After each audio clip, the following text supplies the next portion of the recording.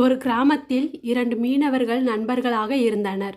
ஒரு நண்பர் பெயர் மதன், இன்னொரு நண்பர் பெயர் குணா. இருவரும் தினமும் காலையில் கட்டுமரத்தில் ஏறி மீன்பிடிக்க செல்வதை வழக்கமாக கொண்டிருந்தனர். ஒரு காலை நேரத்தில் இருவரும் வழக்கம்போல் மீன்பிடிக்க சென்றனர். அன்றைய தினம் மாலை நேரம் ஆகியும் கூட இருவரின் போதுமான மீன்கள் சிக்கவில்லை. மிக குறைந்த அளவிலே மீன்கள் மாட்டின. கரையை அடைந்த இருவரும் தங்களுக்கு கிடைத்த மீனை பங்கிட்டு பார்த்தனர்.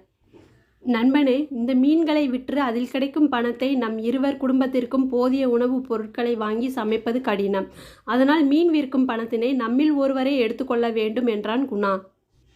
இல்லை நண்பனே, இல்லை. கண்டிப்பாக நீதான் எடுத்துக்கொள்ள வேண்டும். உன் குடும்பத்தை வறுமையில் தவிக்க என்றுமே நான் விடமாட்டேன் என்று அழுத்தமாக கூறினான் மதன்.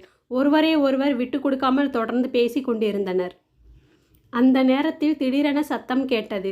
இருவரும் திடுக்கிட்டு திரும்பி பார்த்தனர். அப்போது கடற்கரையில் ஒரு அழகிய பெண் நடந்து வந்து கொண்டிருந்தாள்.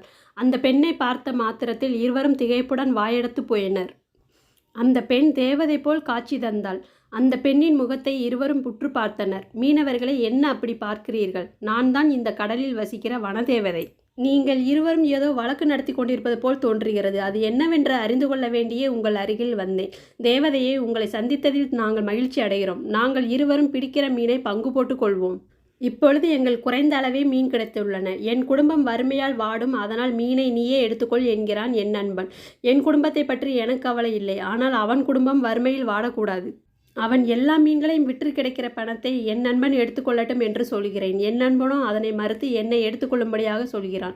நீயே அவனுக்கு எடுத்து கூறி அவன் குடும்பத்தை வறுமையிலிருந்து காப்பாற்று என்றான் குணா. கடல் தேவதையோ சிரித்தபடி இருவரையும் நோக்கியது. நீங்கள் இருவரும் ஒருவரை ஒருவர் விட்டு கொடுக்காமல் ஒற்றுமையுடன் உங்கள் குடும்ப நலம் கருதியே பேசுகிறீர்கள்.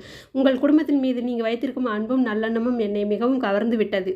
அதனால் உங்கள் இருவருக்கும் உதவி புரியவே வந்துள்ளேன் என்றது கடல் தேவதை. பிறகு மதன் முன்பும் குணா முன்பும் 2 மூட்டைகள் தோன்றின.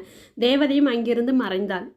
அந்த மூட்டைகளை இருவரும் பிரித்து பார்த்தனர். அந்த மூட்டைகளில் நிறைய பொற்காசுகள் காணப்பட்டன. இருவருமே அதனை தங்களுக்கு ஒற்றுமை கிடைத்த பரிசாகவே நினைத்து கொண்டனர். அதை கொண்டு பெரிய பணக்காரர்கள் ஆனார்கள். வாழ்க்கையில் கடைசி வரை ஒற்றுமையுடன் சந்தோஷமாக வாழ்ந்தனர்.